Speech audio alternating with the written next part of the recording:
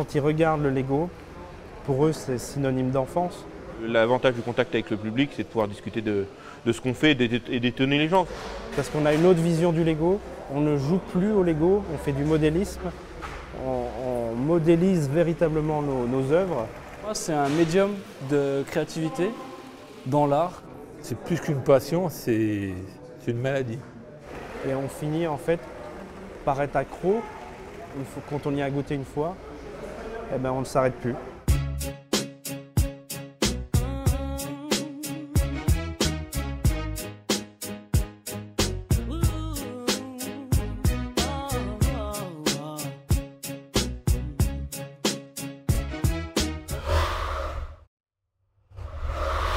J'avais l'envie d'organiser véritablement un événement 100% Lego et ça s'est fait sur internet dans un premier temps, les contacts.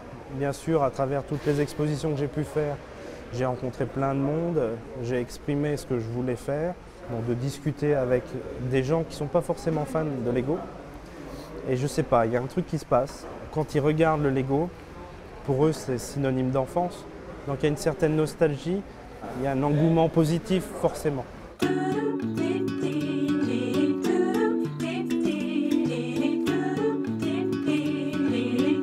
C'est une passion qui est née quand j'ai offert les premières boîtes de Lego à mes enfants. Donc ça fait 23 ans. C'est plus qu'une passion, c'est une maladie. Quand je m'amuse à faire les intérieurs de maison, je m'éclate. Car c'est vrai qu'on peut en faire à l'infini des détails. Lego, c'est une source d'imagination. Et mon rêve, c'est d'essayer de réaliser une rune, la ville de Troyes, tout en colombage.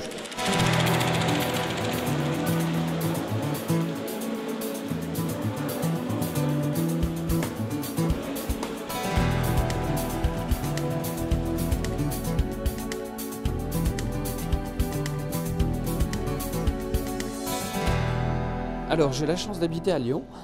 Je me promène régulièrement pour aller notamment au boulot, dans les rues.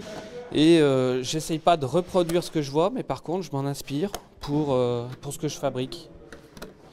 J'ai envie que ça soit beau, que ça soit précis, mettre un maximum de détails. La majeure partie de ce qui est ici a été dessiné d'abord sur ordinateur, avec le logiciel de Lego. Et ça m'a permis d'avoir une bonne idée déjà de l'inventaire, du nombre de pièces dont j'allais avoir besoin pour fabriquer l'ensemble. Et puis après, il y a eu l'assemblage avec éventuellement des corrections par rapport à ce que j'avais pas vu, ce que j'avais pas correctement dessiné à l'ordinateur. Et puis également toute la partie inférieure qui soutient en fait l'ensemble des bâtiments ou le parc, que ce soit solide et stable.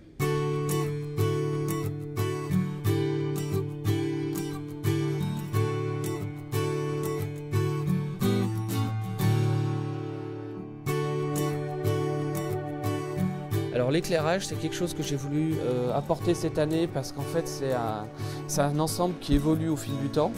J'ai pas de train qui tourne, j'ai rien. Donc je voulais apporter quand même une petite touche pour que ça soit un peu plus vivant.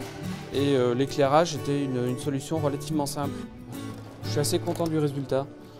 C'est juste du temps, beaucoup de temps.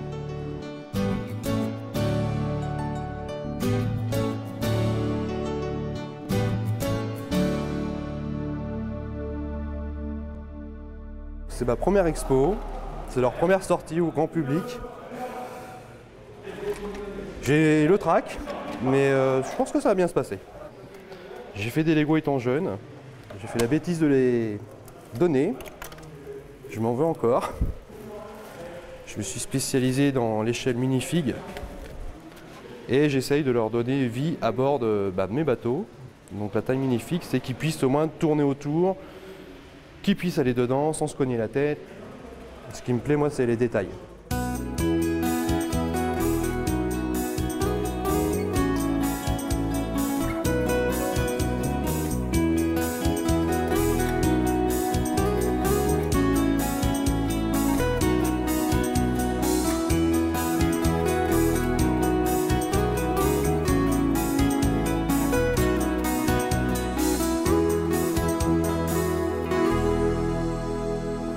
Le train est quand même un thème assez éternel chez Lego, puisqu'ils en font depuis pratiquement le début. Et puis je pense que c'est ce qui intéresse beaucoup les enfants, c'est de voir des choses qui tournent, qui bougent. Et des trains qui se déplacent sur une grande surface comme ça, je pense que c'est assez inhabituel pour eux. Imaginez un circuit qui soit facile à monter, qui soit suffisamment développé aussi pour que ce soit intéressant, que ce soit original par rapport à ce qu'on voit d'habitude. Et puis le challenge, c'est d'arriver à le faire tourner le jour de l'exposition, parce qu'il est absolument impossible, notamment chez moi, de tester ceci, de le monter entièrement et de le tester.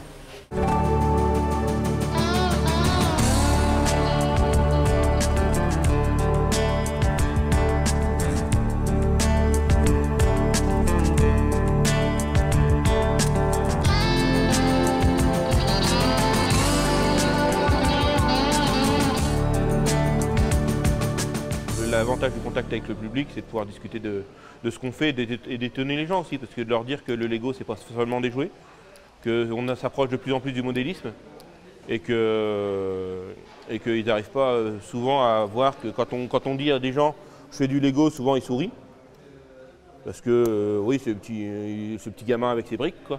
Mais quand ils voient ce qu'on fait, du coup, ça leur prouve aussi que on peut arriver à des niveaux de conception qui sont assez poussés, notamment en technique, sur ceux qui font du technique.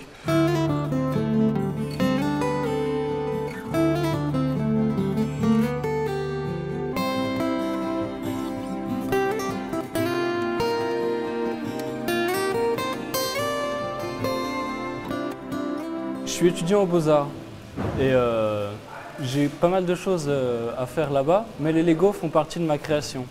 C'est-à-dire, pour moi, c'est un médium de créativité dans l'art, comme peut être le dessin, la photo ou la vidéo. Donc en fait, l'origine de toutes ces pièces, elles sont donc à moi et mon frère. C'est de tous les modèles qu'on avait, que mes parents nous ont achetés quand on était mômes. Donc à chaque Noël, chaque anniversaire, tout ça.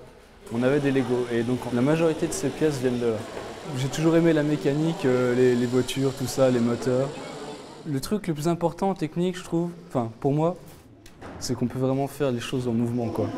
C'est vraiment la possibilité du mouvement qui m'intéressait dans les techniques et c'est pour ça que j'utilise cette gamme-là chez Lego.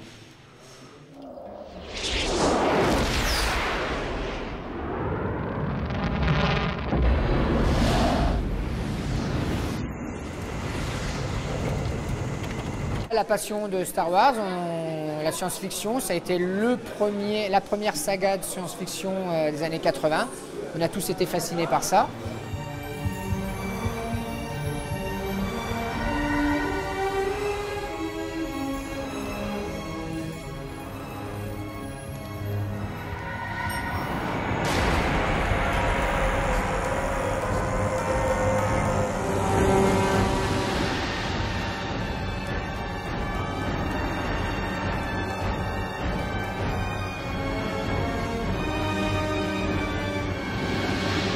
Alors ça représente des milliers de pièces. Beaucoup d'éléments ont été achetés chez Lego. Certains ont été retrouvés sur les brocantes. Et petit à petit, on commence avec un petit décor et puis après on augmente. Et au fil des années, on arrive à quelque chose d'assez grand afin de profiter au mieux et de faire un diorama le plus proche de la réalité en rajoutant plein de petits détails en rapport avec le film ou son imagination. Et on ne sait jamais combien d'heures on a passé. On sait qu'on a passé un certain temps. Là, celle-ci, c'est 4 ans de travail. C'est-à-dire qu'entre le début où on se dit tiens, je veux faire ce projet-là, et la fin où on l'expose, c'est à peu près 3-4 années. Donc c'est un véritable challenge. Et on sait que chaque année, il faut renouveler ce qu'on présente, il faut renouveler l'imagination, il faut créer la surprise. Et du coup, on se force quelque part à vouloir faire toujours mieux, toujours plus beau et toujours grandiose. Voilà. Pour véritablement créer un événement en France, en fait, du 100% Lego.